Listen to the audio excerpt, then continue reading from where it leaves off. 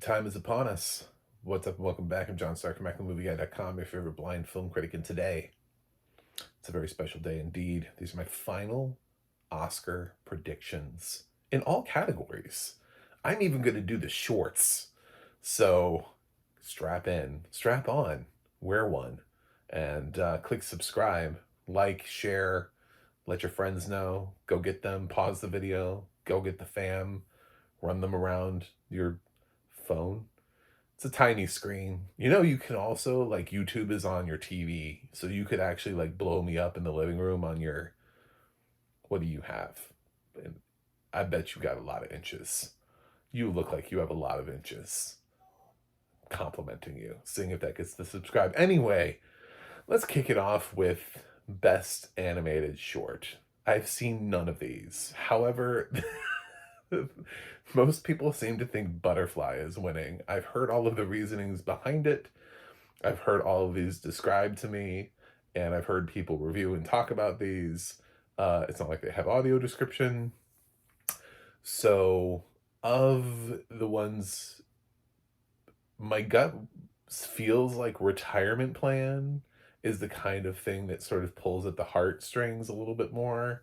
But I think Butterfly, the way that it's shot and everything, from what I understand, is a visually aesthetically pleasing animated feature that is also good enough to be just moving enough to win this category. I also kind of want to pick the Retirement Plan, but since I didn't watch anything in this category for the first time, like, ever, I'm just gonna go with Butterfly, the industry projections.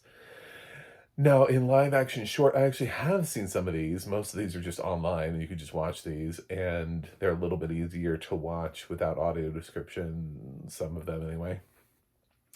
So, we have some really interesting picks this year, I have to say, in terms of, like, what could win. I know people really like the two people exchanging saliva. I think Jane Austen's period drama would be a banner win. Like, such a banger win for this category if it won, because it is such an interesting take for a and it's been compared to a lot of, like, college humor shorts, and it has that vibe to it, but at the same time, um I just for that if that one, it's just, I don't know, if you haven't seen it, it's on the tube, on the YouTube. It does not have audio description though. Friend of Dorothy is delightful. And that is what I want to pick, is Friend of Dorothy. There's something about Friend of Dorothy that feels widely accessible. The Singers is nice, it's fine. I just don't see it winning. I think it's either going to be Saliva or My Friend with Dorothy, and I'm gonna go bold here and say Friend of Dorothy, and say that that one wins, and that one hits people the right way, um, and go with that. So that's my pick for live action short. Documentary short, I've seen a couple of these. What's really interesting in this category is that Devil is Busy is from the same director as The Perfect Neighbor. Um, but it is also an excellent documentary, currently available on HBO Max with audio description, as is Man in the Camera, that's also available with audio description. So, but I think the winner here is All the Empty Rooms. Netflix has won this category quite a bit, and All the Empty Rooms is effective, emotionally moving, all the kind of things that it needs to be in order to win this category.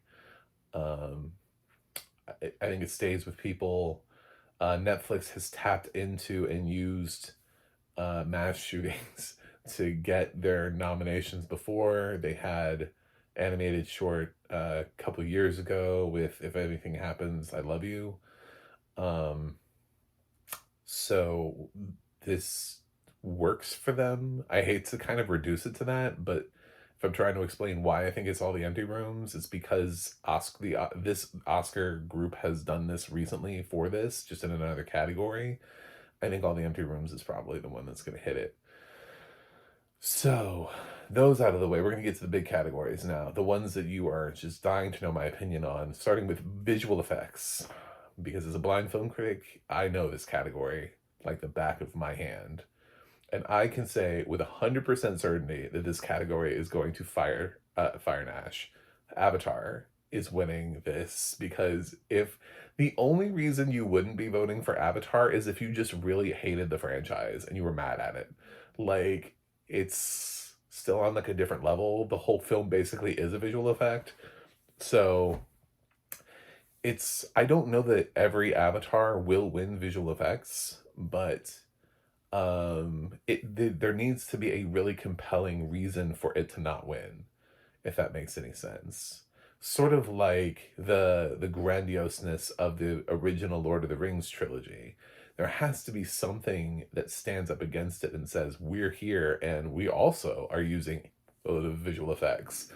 So, and there just isn't that this year. That doesn't exist. I mean, everything is using visual effects, but not to the extent that Avatar is, and not really pushing it into new boundaries and stuff. And let's the film isn't even that interesting without visual effects, so it's whatever. Avatar wins an Oscar again. Best sound, Warfare. Oh my god, wait a minute, it's not nominated. Me. Um so what wins sound, considering the one film that should be here didn't make the shortlist? Um I would like to say F1 here can win an Oscar. If not, it's just gonna be like another Sinners win. But I'm gonna go with F1 winning a category, winning something at the Oscars this year. Part of me also wants to go to Sinners, but I think I'm gonna give Sinners enough trophies that they don't also need sound. I'm doing a lot of no guts, no glory. I'm definitely not following the what is everyone else thinking pick. I've purposely tried to avoid a lot of final Oscar predictions just so that I'm not necessarily aligning with people. And these are my true, honest thoughts and not just parroting back what other people are saying. I did for shorts because I didn't even watch half of them. So, uh, F1. Um, I think it's a big enough film. I think the fact that it was in picture raised its profile a little bit. Maybe got a few more people to watch it. Um, and the racing noises. I can't really come up with a good reason for definitively why not Sinners. This could also just go to Sinners. Anyway, next up on the list, let's do Best Original Song in a movie that will surprise no one. I'm predicting Golden from K-pop Demon Hunters. It's not going to be Dear Me because no way, no how. They just won't give it to her, and this isn't even like the compelling year in which to do it, where because Golden is catching so much attention that it would feel weird to suddenly just go, Dear Me from the documentary no one watched. Like it's she should have won years ago, and hasn't won since. What what needs to happen is Diane Warren needs to write a song for a movie that people are actually watching. Like, imagine if she had written the song that Lady Gaga did for Top Gun Maverick. That would have given her an excellent opportunity to put her over the edge. I know that song didn't win, but if you would put her, Lady Gaga, Top Gun Maverick all together and push that song forward to a win, probably. She keeps getting these films that just aren't going anywhere, and that's the film that she last year she was 688, right? Wasn't she nominated for 688? Like, these films are just not they're not going anywhere in life. And then before that it was the um uh Flamin' Hot Cheetos movie. So it's Lie to Me, Lie to You. I mean, maybe maybe I could see that. The Verdi, Viva Verdi. If it had been nominated in documentary, I think it would have caught more attention and pulled people to it. And people are just now listening to the song individually in and of itself. And I think without the story behind it, it doesn't quite carry the weight for what it is. So and Train Dreams from Train Dreams is not going to win. So yeah, it feels like Golden is just like taking this almost in a walk. Best original score, I'm gonna go with Sinners. I mean, it's not my number one pick. I think a lot of people would love for Johnny Greenwood to win this for One Battle After Another. I just don't think that's going to happen. I loved Begonia. I love Jerskin Fenrich's score to Begonia. I think that would be an excellent win. I don't think that's going to happen either. I think this is Sinners. I think Sinners wins all day, every day, in Best Original Score. Moving up to Best Hair and Makeup. Barring a shocking win from Kikuro or Ugly Stepsister, one of our two international films in this race, which Kikuro could possibly... It's so different because it's kabuki makeup, then I wonder how serious that branch takes that nomination, or if the nomination is just sort of like a recognition of, thank you, we gave you one of the five, because it didn't get an international feature nomination and it still picked up because it was Ugly Stepsister isn't even like submitted from a country, so it's just happy to be here. It's a body horror movie. I can't imagine Ugly Stepsister skyrockets to winning this race over other horror films that people watched. So Smashing Machine without the nomination for Dwayne The Rock Johnson feels like it's sort of a lame duck effort, which leaves me Sinners and Frankenstein. And between those two, I think Sinners wins. I think Sinners is a more popular movie. I don't think Frankenstein necessarily has a case to beat Sinners. So, like a solid case anyway. So I'm going to go with Sinners again. That's another win for Sinners. So, coming up on Best Costume Design. I like Frankenstein for this. I like Sinners for this. I think it's going to be one of those. I think Sinners is going to overperform a little bit, especially down in the tech categories. So I think I'm going to go Sinners here, and then Frankenstein and an Oscar in another category. So I'm going to go with Sinners in Best Costume Design. Sure, there are some other films that had interesting costumes this year, like Hamnet, Marty Supreme, that had some various period forms in there. For some reason, Avatar is here, which just kind of limited the amount of serious competition in the race. So production design, this is where I'm going to give it to Frankenstein. I think Del Toro's production design is going to beat Sinners. I think Del Toro takes a lot of style work on the table with him, and whenever I think of Del Toro's work, I always think of the very specific look that he has, almost like a Tim Burton-ish type of thing. I think when they're in their wheelhouse, they really have this very specific style to it that looks ripe for production design.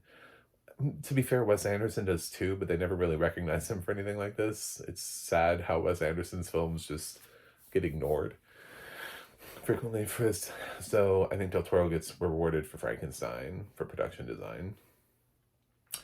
Editing.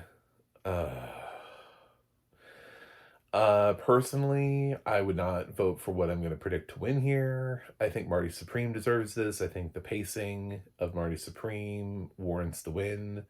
I think I think even F1 is well edited, but I think they're going to go with One Battle. I think One Battle After Another is going to win editing, picking up probably its first trophy of the night. And then also in cinematography, barring a surprising and awesome win from Train Dreams, I will also pick One Battle After Another. So those are my picks in those two categories. For best, let's do screenplay. Adapted screenplay. I think this is One Battle's almost in a walk at this point. I don't know.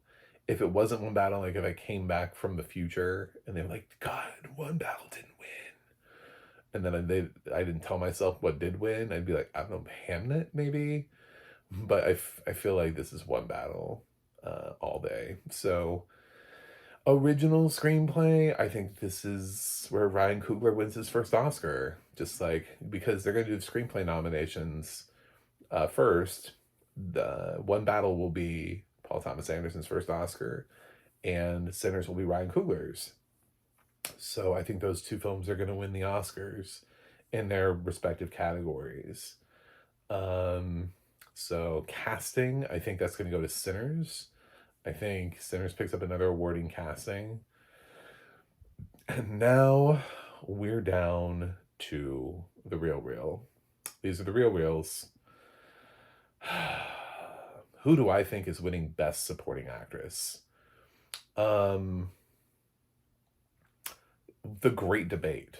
This is one of the greatest debates of our time because there isn't a clear frontrunner, which makes it kind of interesting. I think probably in this tight field, I don't see it going to either of the sentimental value girls. They're both here, and some vote splitting will happen. But then again, there isn't a clear front. They're probably pretty evenly split between the five, if we're being honest. So I don't think they're that far removed. But if I had to go and put a 4 and a 5 on it, I would pick the sentimental value girls. They haven't won major trophies. They haven't, like it just there isn't really a indicating thing that we're moving in that direction. If one of them was here and not the other one, if Elias was here and not Elle Fanning, and this was like Odessa Zion instead, I would think to myself, yes, possibly, because then it's like the the sole representation for sentimental value, which did get 9 nominations, and I haven't given it a trophy yet. So I also haven't given a trophy to Mari Supreme for Odessa Zion's Factor. Now, Wumi Masako, I think, won Sinners specifically at BAFTA because she's British, and Weapons just wasn't going to play to them.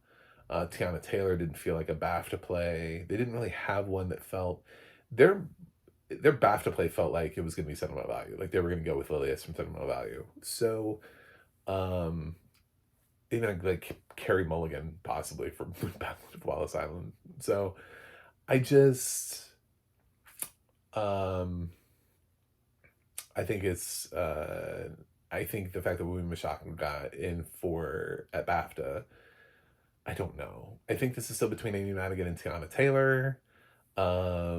And I think if Amy Madigan wins this, here's the reason. Okay, so here's what I got. I think Demi Moore got nominated last year for The Substance so that Amy Madigan could run. Like Demi walked so Amy could run. I think the fact that she's in a supporting field makes it more palatable to give an Academy Award to a horror film. And I think Amy Madigan, who's previously been nominated once 40 years ago, I actually do think Amy Madigan's going to win for Weapons. I think Tiana's probably the one other one that I would say, maybe. But I'm going with Amy Madigan for Weapons. I think The Substance opened up the door for, which is why we see Frankenstein, Sinners, Weapons, Ugly Stepsister. We're seeing more and more of these horror films popping into the race. And I think a lot of that has to do with that. So, best supporting actor.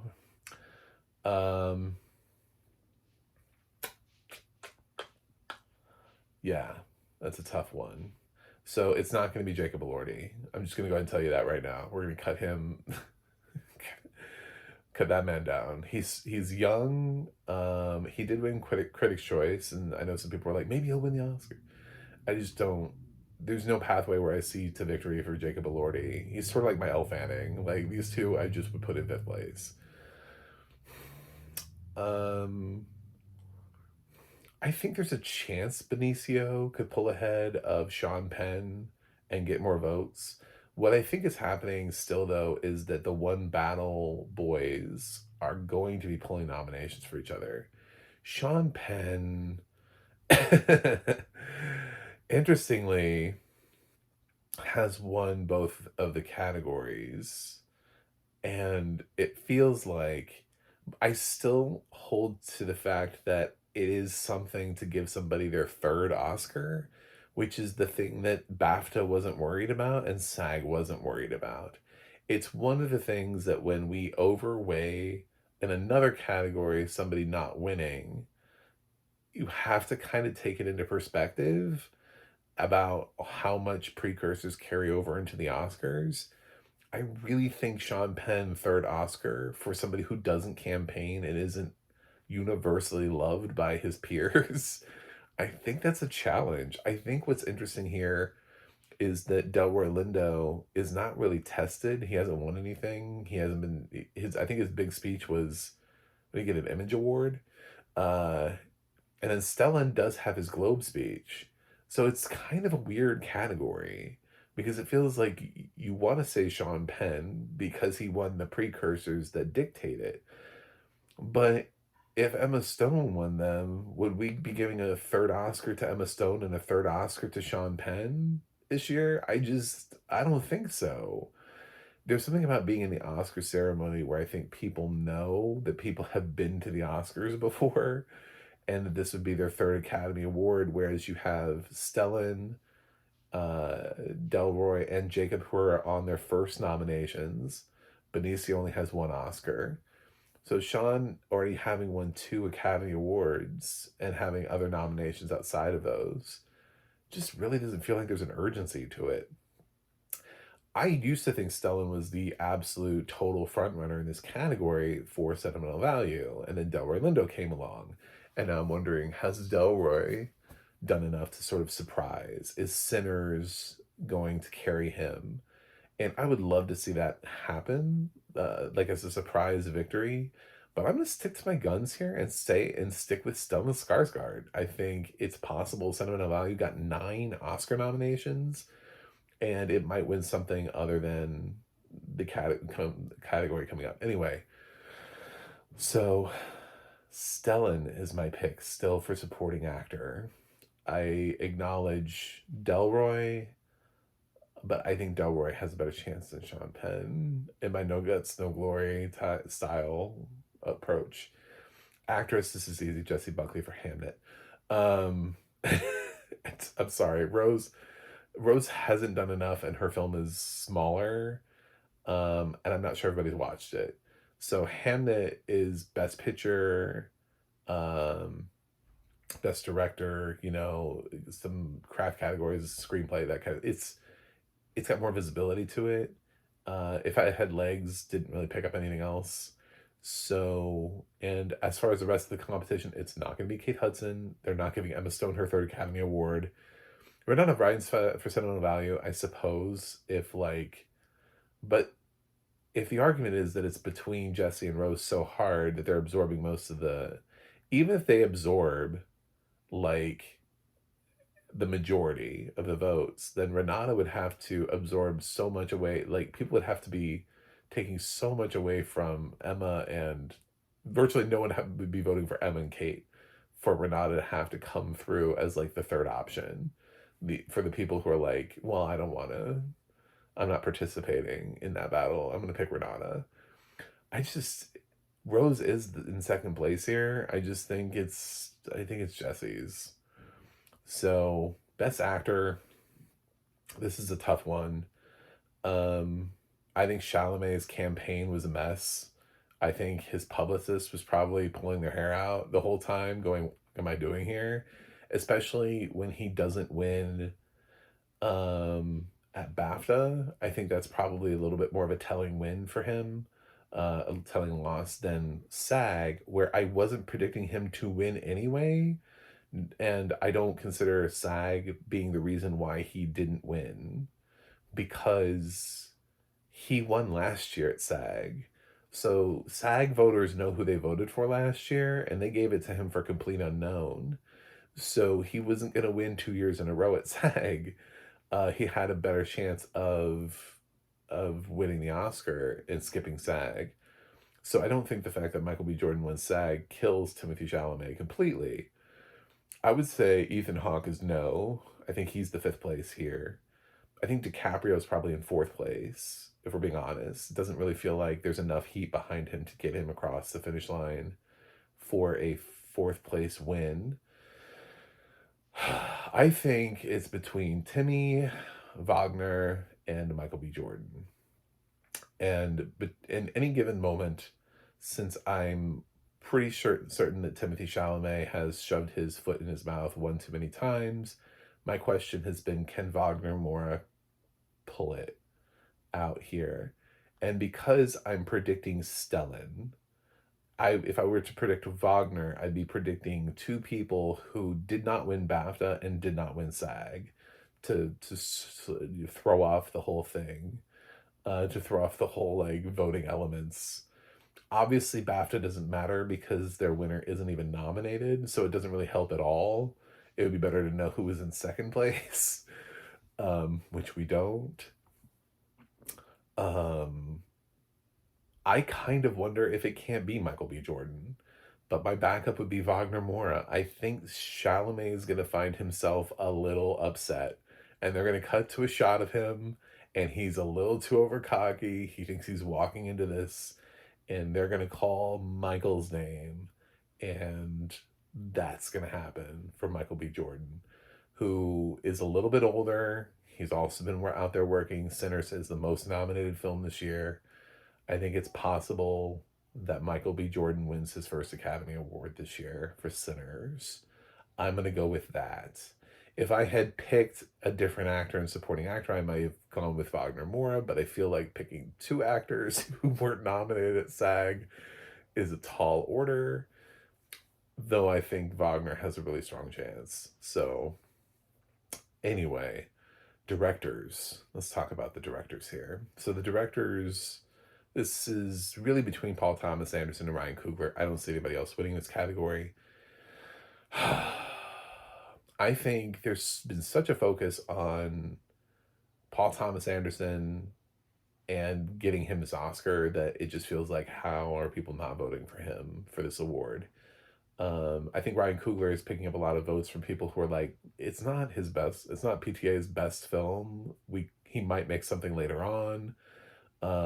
This feels like how Scorsese won for The Departed, but then it also, like, Scorsese needs an Oscar for Best Director. Like, Scorsese still hasn't won a second directing Oscar yet, so it's weird. So PTA does deserve to be a winner.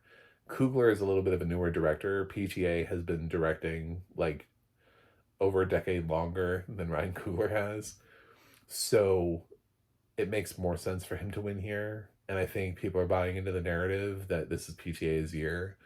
So I'm going to go with Paul Thomas Anderson for One Battle. Now on to our pictures. Documentary feature. Um, I love that Come See Me in the Good Light is here. I do. I adore it. It's like it's a nice nomination to have. This category is between The Perfect Neighbor and Mr. Nobody and Putin versus Putin, whatever that film. Um, I still think it's Perfect Neighbor. I think if people want to stay more topical on a world stage, Mr. Nobody wins. But um, Come See Me is not the kind of film that wins this category.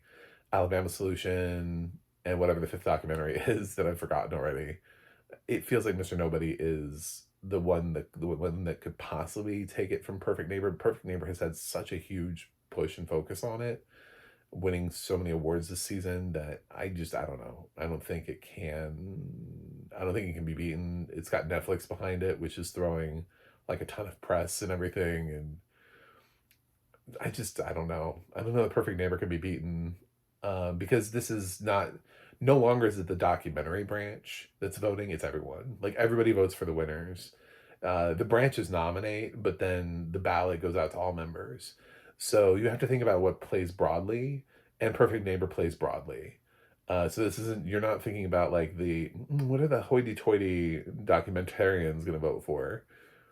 Nah, that doesn't matter anymore. So Perfect Neighbor was the most popular thing. It did really well on Netflix, and I think they're going to win. So, I don't know, best animated feature. I don't know how this isn't K-pop, Demon Hunters. I just don't see anything else winning this category. Arco and Little Amelie are just too small to win. Elio is not going to win. Actually, I would say Elio is probably in fifth place. Zootopia has the best chance of surprising, and it doesn't even feel like it has a good chance of stealing it from K-pop Demon Hunters. So it's funny because when everybody was joking about K-pop winning this category, they were like, "Oh, it'll get nominated, but it's not gonna win." And then it just became a really weak year for animation. And we were lacking that like Titan title towards the end of the year. Like if Wild Robot had came out this year, Wild Robot would have an Academy Award, hands down. Like no questions. So do I think Wild Robot would have beaten K-pop? Yes, I do. I do. Um, but yeah, K-pop Demon Hunters wins animated feature. Uh, International. I mean, it's four Neon movies and voice of Han Rajab. So, uh, none of these have audio description. I hate all of you. All of these films. Um, it's not going to be Surat. It's not going to be uh, although it was just an accident, has sort of this really interesting place now because of the war with Iran. That the Iranian film that's technically from France, or is it? It's France, right? Is it Germany? Is it? I can't remember anymore. Um, it was just an accident. Has the opportunity to be a really sort of like interesting winner, but I don't know that it's helping. Um, so it would make more of an interesting thing if it was also the picture race and it was drawing more attention to it, but it was just an accident, only got international and screenplay. So I think this is between Secret Agent and Sentimental Value, the two films that did get Best Picture nominations. All things considered, while Brazil has done very well for themselves in the past with two wins recently for films, Amelia Perez and I'm Still Here. Never mind. Amelia Perez, something else won that year. Anyway, I can't remember anymore. Brazil's been doing good. They're fine. I think Sentimental Value is going to curve back around and take this prize. The fact that it also has a director nomination is, if I had to pick like a dead giveaway, not only does it have that, it has like four acting nominations. And again, this is like being voted on broadly by everybody. So the 9 Academy Award nominations for Sentimental Value is really hard to ignore. Um, Even though Secret Agent has a couple itself, it doesn't have what Sentimental Value has. On to the Best Picture race, where it's Begonia. Begonia's obviously winning. It's between Begonia and F1. No. Um, of course, this is between One Battle and Sinners. And if you look at my thing, the way that I've predicted, you would be like, well, he's predicting Sinners, right? Because I gave Sinners like actor, uh, casting, original screenplay, costume design, hair and makeup, score, and yeah, it was I gave so it has more Academy Award wins on my list than One Battle, which has director, no acting wins, adapted screenplay, cinematography, and editing. So can One Battle win with a package that I predicted of director, uh, adapted screenplay, cinematography, and editing? Sure, why not? Um, but I'm gonna go around and say Sinners. I'm gonna say that they're gonna hold true and they're gonna give Paul Thomas Anderson, and it's gonna be a vote split. And I'm gonna surprise and just say Sinners. I said I was gonna go No Guts, No Glory on some predictions here, and I meant it. And I as yeah. So I think Sinners, with its 16 nominations, with so much attention being pulled to it, might actually pull ahead of One Battle. One Battle being slightly divisive, and we might have our first big sort of Sinners win ish thing here. If not, One Battle wins, and like that's the film that most people are going to predict. But I guarantee you, without having looked at Gold Derby or Award Expert, I have a feeling I know which one was the number two in Sinners. So it's not that crazy of a pick. I have a feeling I'm going to get some of these wrong, and this could be one of them. But if you don't take big swings, you don't get big rewards. And I have predicted some big swings and big rewards. I correctly predicted Michael B. Jordan and Sinners at SAG. Um, So, yeah. Anyway, the only one I didn't get right at SAG was Sean Penn. I predicted Benicio instead. I thought Benicio would come back through and it would make the category a little bit more interesting. Otherwise, I picked all the SAG winners. Anyway, that's it. Those are my predictions. Let me know what you think yours are in the comments, and we'll see what we get. Until then, see you guys on the other side.